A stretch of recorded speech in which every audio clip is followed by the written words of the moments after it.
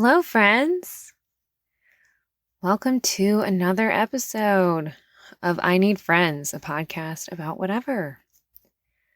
Doing something a little different today. If this works, I'll know when I go back and listen to it. But I'm actually recording this episode on my phone, sitting on the floor in my closet. So I just keep having issues with my mic. Well, I don't know if it's my mic. I thought I was picking up my neighbor's AC. It just kind of has this high pitch noise like when it's running, and like I've caught it on my mic a few times, but this last time it sounded different and I don't know what's going on. Anyway, this is my third attempt at recording this episode. So we're trying it on my phone.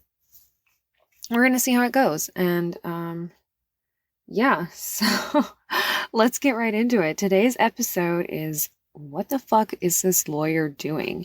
This actually happened in 2006, but I just found the video recently, and I just kind of like to go back to it every now and then when I'm having a bad day because it's just so baffling and confusing. So it's I found it on YouTube. It's a courtroom video.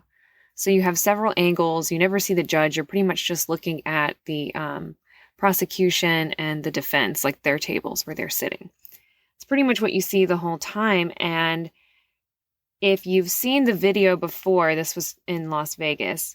If you've seen the video before, then you know that the description tells you what's going on pretty much right away. But I think that it's just kind of more interesting if you don't know what's happening yet, because the first time I saw the video, I didn't know what was going on. So I'm not even going to try to summarize what's happening. I'm just going to get right into it. So the video starts at around 11:40 a.m. and you can't really see their faces very well. The video is very grainy. It doesn't need to be good quality. So you're kind of just like seeing their shapes basically and listening to them. So this one lawyer, Mr. Caramango, and they keep calling him Mr. Caramango in the video, but when I went and looked it up, it was spelled in a way that I wouldn't pronounce Caramango, but that's what they keep saying, so that's what we're going to go with for the video. If you think I'm wrong, well, that's what they said, so I don't know what to tell you. I don't think it's right either, but Mr. Caramango, there we go. He's the lawyer that we're talking about here, that we're just like, what the fuck is he doing? Because he comes in this courtroom and he's late. He's talking to the judge about how he's like an hour and a half late or something like that. And she's like, yeah, I guess there's something going on with you. Like, you don't look so good. What's going on? And he goes into this whole story about how he had gotten in a hit and run on his way to the courthouse. And he pulled over on the side of the road. A good Samaritan brought him here. You know, he has a little bit of whiplash, but he thinks he's okay. But he's giving like this really long story that is throwing in all these details that are just kind of unnecessary. And he's just speaking kind of funny. Like, again, you can't see his face, so you don't really know what's going on, but you're just like, what is up with this guy? And the judge goes, oh, okay, so, you know, you got hit and you called the police. And she's like, and Mr. Caramango goes, no, Your Honor. And she's like, no, you didn't call the police. And he goes, philosophically, I never call the police. I don't call 911. And she's just like, okay, whatever. We're not even gonna fucking touch on that. She goes, you don't look so good. Do you want the nurse to check on you? So I guess there's like a nurse at courthouses. I didn't know that was a thing, but apparently that's a thing. And he's like, oh no, I'm good. I'm willing to play hurt. The judge is like, what? Willing to play hurt? You can't do that in a court of law. And so his defendant is sitting next to him during this video, and you can't really see him. He's got his head down. He looks like stressed out. And at this point, you don't know what he's there for and what this lawyer is defending him for. So you don't even know how serious this is. But you can already tell the judge is getting frustrated by like the fact that something is clearly fucking up with this lawyer. And he's like, no, I want to continue to try this case and defend my client here. And she's like, no, everyone has the right to a fair trial. And if you're all loopy and shit, like, you can't be doing that. So I think at this point, like pretty early on, I think the judge already kind of has an idea of what's happening. And she's trying to give him an out, to let him make the decision to remove himself from the courtroom. It's just not a good day for him to be in court. He already got in a car accident, and he called ahead of time to let them know he was going to be late. He did everything he needed to do. Certainly a judge can postpone something if you got in a car accident. So the fact that he couldn't recognize that would be an option just keeps making things weirder, and he just keeps talking and making things worse and worse, and goes into this thing about how he thinks he has a concussion. Oh, I probably have a concussion. I've had many concussions in my lives. I've suffered lots of head injuries. And the judge is like, what? I'm sorry, you had what now? And he's like, yeah, I played hockey, did all this shit, got banged up. It was cool. I've had concussion after concussion after concussion. I mean, Your Honor, my head has been getting rocked since day one, is basically what he's telling her about all these concussions that he's had. So she's like, okay, no, hell no. Fuck this. Chambers, let's go. So she definitely knows what's going on. Obviously, she's not cursing. She's being very professional. She's got this sweet, tiny voice. Mr. Caramango, so you hit this one vehicle and then you pulled over and you called 911? You didn't call 911? Why didn't you call 911? I just don't understand. If there's a car accident, why you wouldn't call 911? Okay, but you still, Mr. Caramango, you still don't look very good. I think that we should have the nurse check you out. Are you sure you're okay? Just doing everything she can to just get him to be like, just fucking leave. Something is wrong with you. I don't want to get into it. I don't have time for this shit. I don't want you to get in trouble. I just don't want you defending your client in the state that you're in. It's wrong for him. It's disrespectful to me and everyone else in here. Just shut up and leave. Go home for the day. Why won't you just go home? So they go to Chambers, and the video cuts for an hour, because you're only seeing what's in the courtroom. They're not going to show you the video. I don't think they even have video of what's happening in Chambers. So it comes back. It's been an hour now, and you don't know what's happened. So you're waiting for the judge to start talking to get some clues as to what's going on. And she starts talking to some woman that's sitting in the back who I don't think was there before. And she goes, Josephine, how do you spell your last name? You're like, the fuck, who's Josephine? Where's this Josephine coming in? But she doesn't even get into that there. She spells her last name. And then she goes right on to finding out where Mr. Caramango is, because he's still not back in the courtroom. Everyone else is back in the courtroom. They're ready to figure out what they're doing. And he finally comes back, and he's just been checked out by the nurse. And when he comes in, he walks past the prosecutor's table, because he's coming from the back of the courtroom, not where you would normally enter, because they just went to Chambers. So he's entering from the back of the courtroom and has to walk past the prosecutor's table and just kind of bumps into it. You're like, okay, I don't know what happened there, but all right, I guess he's going to be okay. So he sits down, and the judge is like, okay, Mr. Caramango, you need to go see a doctor. You're not doing well today. The nurse said that you can't walk back to your office. You certainly can't drive a car, and you need to go see him by a doctor. And oh, by the way, your partner is the son of this doctor that I know, so I already called him and told him that you're coming to his practice to get checked out, and told him what happened. Trying to, I think, hint at him, hey, your associates, know what's going on, and they know that there's something fishy here, so maybe you should just fucking leave. Just go before you dig yourself a deeper hole. But no, he picks up the shovel, and he just keeps digging. So just keep in mind, an hour has passed, right? It's been a whole hour now.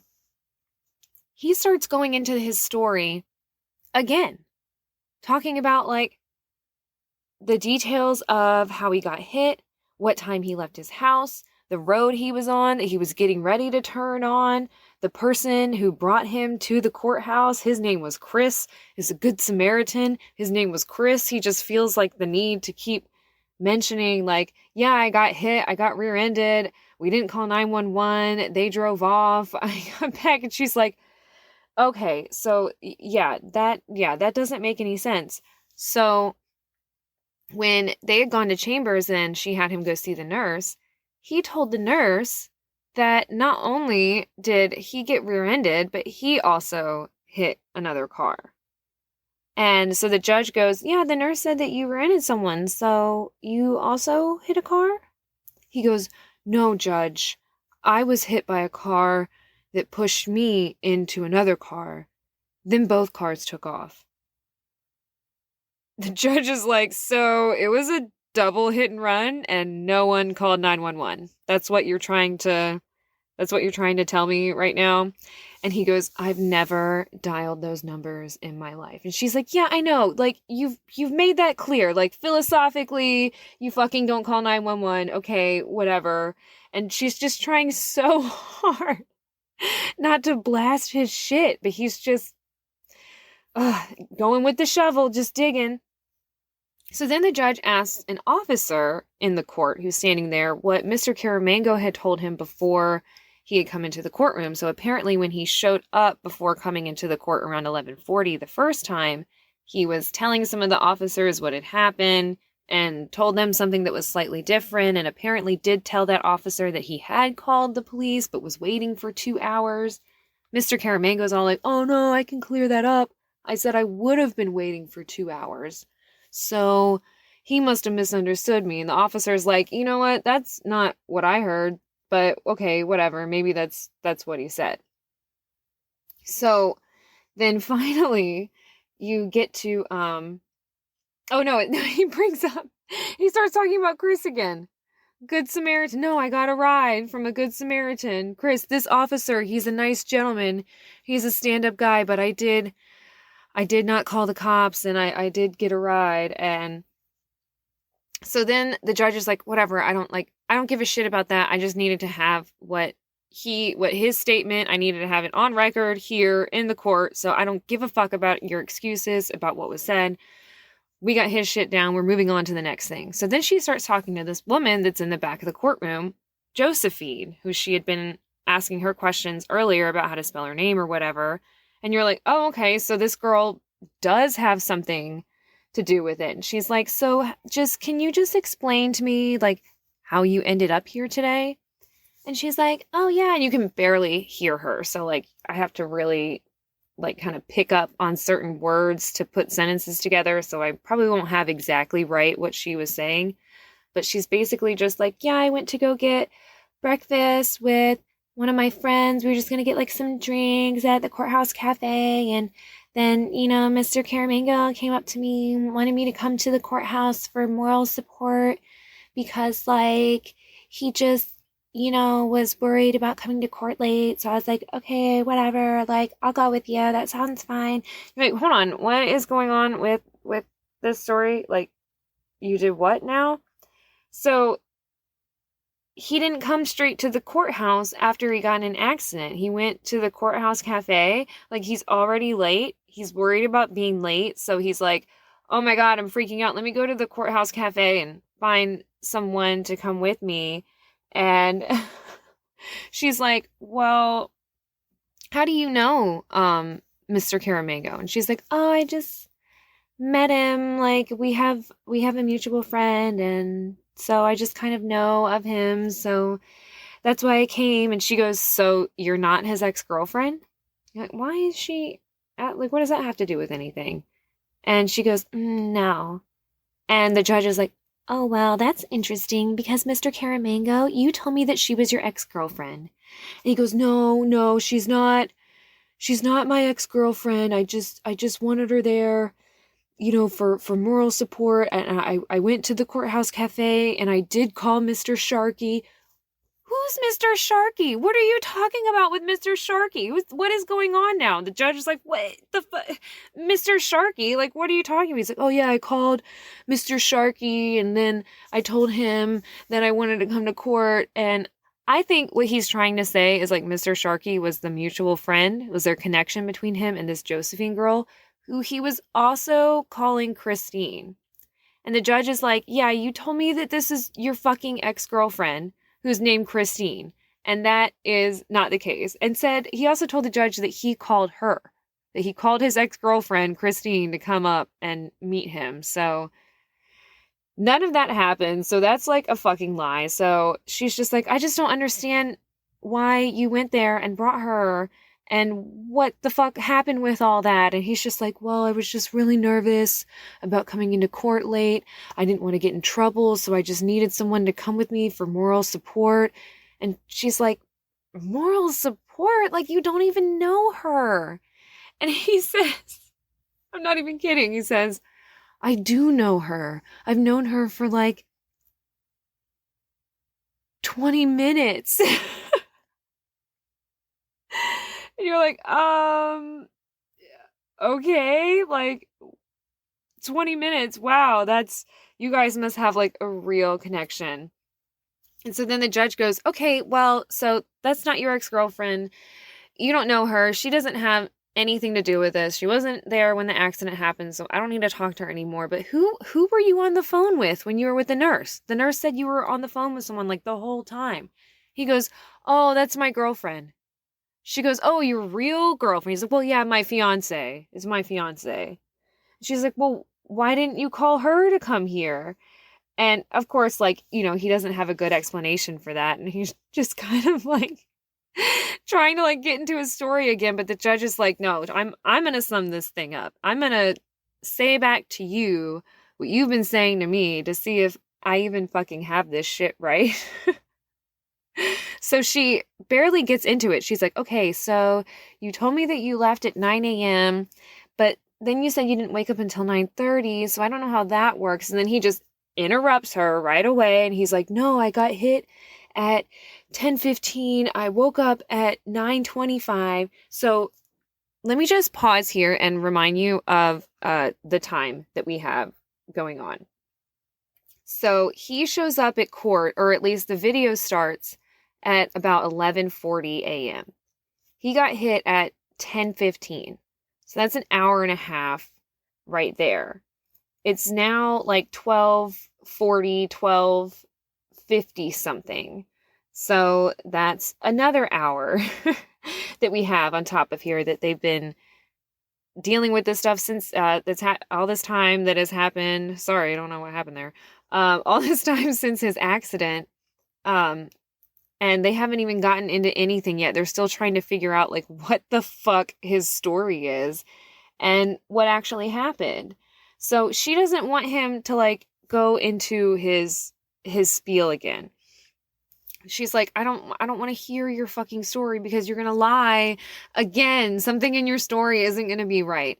And so during this video, you keep seeing the prosecutors, there's a male and a female, and they keep walking in and out. And you're not really sure what's going on, if they're trying to do something that has to do with Mr. Caramango, if it's just something with their case or whatever. But you find out that, yes, it does have to do with Mr. Caramango. And they had an officer that was supposed to testify in the case that day. And then with everything going on, of course, they had texted him and let him know, like, hey, we're running late, or this isn't going to happen, so we're not even going to need you today. So he went and got lunch. And it was nearby where Mr. Caramango had said that the car accident had been. So they were like, oh, hey, you know, like, why don't you go check this shit out and see what's going on with this car over there?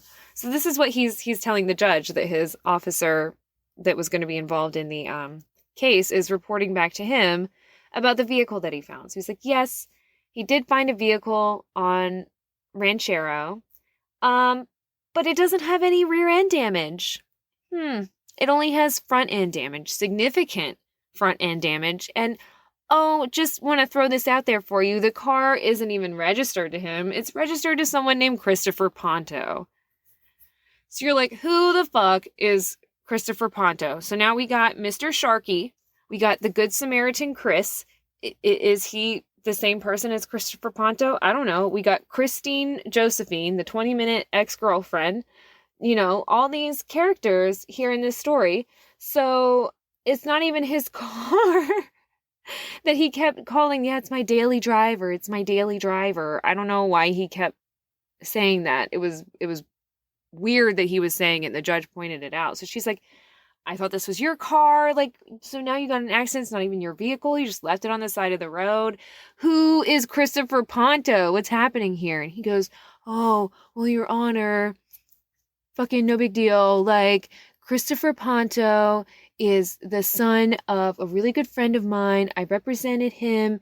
He's now incarcerated. He's serving some time. He had an Audi, so I assume the payment's on the Audi. It does have insurance. It is registered in his name. I am making all the payments. She's like, wait, what? So Christopher Ponto's incarcerated and you're driving his vehicle after you represented him and now you're taking the payments on it. Then you got in a car accident with it. You left it on the side of the road. You didn't call 911. You went to the courthouse cafe. You picked up some girl. You came here. You lied about her being your ex-girlfriend. You lied to me 16 times about what's going on. You said you had 17 concussions in your life. I don't even know what's happening right now. Well, she does know what's happening. The judge knows exactly what's going on. So he's kind of, rambling and going on and on, getting into the same stuff, just saying the same stuff he's been saying for like an hour. And then I don't know what happens because the video cuts from, it's 12:59 p.m. and then it just goes all of a sudden to 1:40. So he's been in the courtroom for at least 2 hours. And the judge now brings up, I don't know what they've talked about during this whole time, but you can tell by the tone of the judge's voice that she's losing her patience, but she's really maintaining, she's really maintaining her decorum, but you can tell in her voice that she's just so done with this shit and she wanted this guy to leave like over an hour ago. So she brings up that the client that he is defending is facing a life sentence. A life fucking sentence. She's so done with his shit. She's like, you can't be doing this when your client he could go to jail for life. Like, you need to make a case to me for why he shouldn't go to jail for life. And you're sitting here lying and making up these stories and not telling us, like, what the hell is wrong with you? So, he just kind of again, he just keeps rambling and you're just like, oh my God, like, you really, really need to stop talking. But he just won't stop. And he's saying that, he would never jeopardize his client and all this stuff. And the judge is like, I don't believe you. I don't want to hear anything that you're saying. She doesn't say that to him, but again, you can just tell that's what she's thinking. So she has an officer, this is a different officer now, standing next to him. And you're like, okay, what's going on? Like, what's happened in this time, that we missed here with this officer all of a sudden standing here, and the judge and Mr. Caramango going through this back and forth about oh, I don't think I have probable cause to blow. I don't see a reason why I need to. So the judge is making him take a breathalyzer in court. And he's sitting there trying to refuse. He's saying the type of machine it isn't the normal one. And she's like, I don't care. I've ordered you to blow. You need to blow. So finally, he blows into the breathalyzer. And I don't know how these things work, but I guess it takes a while for the numbers to climb. So as he pulled the breathalyzer away from Mr. Caramango, the numbers were very low because it was just first registering his BAC. So the numbers are increasing as the officer is walking up to the judge. But Mr. Caramango sees these numbers here on this breathalyzer, and he's like, oh, that's a really low number. See, I'm stone sober, Your Honor. Look, see, no big deal. Told you I was sober, in your face. She's like, you need to just stop. It would be best if you just fucking stop talking, because she's sitting there watching the breathalyzer go up and up and up and up. And eventually it gets to a 0.075, which isn't above the legal limit, but it's really close. And again, he's been in court for 2 hours. It's been 3.5 hours at least since he got in his car accident. So if he's blowing a .075 when he's been in everyone's view, either the nurse or the judge or the prosecutors or some officers, he's been in front of everyone this whole time and hasn't had anything to drink, then what the hell was his BAC when he came into that courtroom? And you're like, this makes so much sense. This guy is drunk off of his ass. Like, oh, I get it now. Yeah, this guy is fucking drunk. And he can't let it go. Like, he doesn't want to admit that he's still drunk. He tried to say that, like, he hadn't been drinking. He's like, I swear, I'm ready to go. I can defend my client. Like, I can represent him. Like, let's do this thing. And the judge is just like, no, what are you doing? Like, no, you cannot do this. And he goes into his story again. Like, somehow the hit and run is the problem and not the fact that he just blew a .075 when he's been in the courtroom for 2 hours and he's still drunk as shit. So how drunk was he when he got here? And he's like, no, like, it's cool. Like, it's the hit and run that you're worried about, but it's fine because the guy was satisfied to leave. Like, we talked and he was good to go. And you're like, wait, so hold on. Now you're changing your story again. So he starts talking about how, like, he's having such a hard time and he lost his grandmother 2 weeks ago. And so things have been really hard for him. And so, yes, he did take some shots of tequila when he left the office. He left the office at 4 a.m. and he took some shots of tequila because he was working on the case all night. And then he left at 9 and tequila. Judge is like, stop, just stop talking. And I don't know, like, the full conclusion because I had to look it up to find out what happened because I'm like, well, what the fuck happened with this guy who's sitting here facing a life sentence? Like, that's terrible. And they declared a mistrial. So if he was going to be convicted, he got pretty lucky. So, or maybe they were there just to do the sentencing and he was already convicted, but whew, buddy. I mean, that judge gave him so many chances. So many chances. I mean, she was trying so hard to just get him to just go and just be like, all right, you're right. I'm fucked up. I'm concussed from this hit and run that I definitely was in. It wasn't me ramming into like a pole or something on the side of the road. Clearly a legitimate accident occurred and I have whiplash and I'm not feeling well, so I need to go home. And he really could have just left it at that, but he was too drunk apparently. So don't drink and drive, kids. And if you're a lawyer, don't show up to court drunk. Actually, probably never show up to court drunk, whether you're in the lawyer situation or the client situation. Let's just avoid that altogether. So you got to check out this video. It's going to be even better than what I described it to you, although you might not be able to hear it very well, but it's... It's going to confuse you just as much. And I can't even appropriately portray just how bizarre everything was that this guy was saying. Like, you really need to check it out. You can find it on YouTube. Just look up like drunk lawyer in Vegas or something like that. If I remember, I'm going to put the link in the comments. So, I'm crossing my fingers here because I'm getting ready to go back and listen to this and hopefully it sounds okay. Wish me luck. Till next time. Bye, friends.